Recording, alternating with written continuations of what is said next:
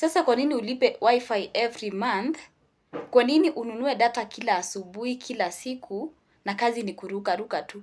Unatoka WhatsApp, unaingia Facebook, wengine Telegram, Instagram, TikTok, macho itoki kwa video za watu, kazi ni kuzurura tu from one app to another, doing nothing with your smartphone, na data zako na wifi yako. Na kuna hii website, ukipatiwa, huwezi kosa 2k daily, na hizo data zako, na hiyo wifi yako, ukifanya kazi 2 to 3 hours a day.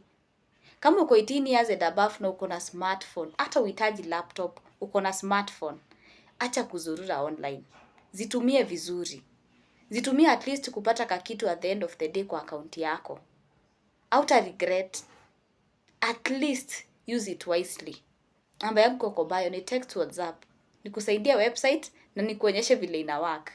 At least upate kazi.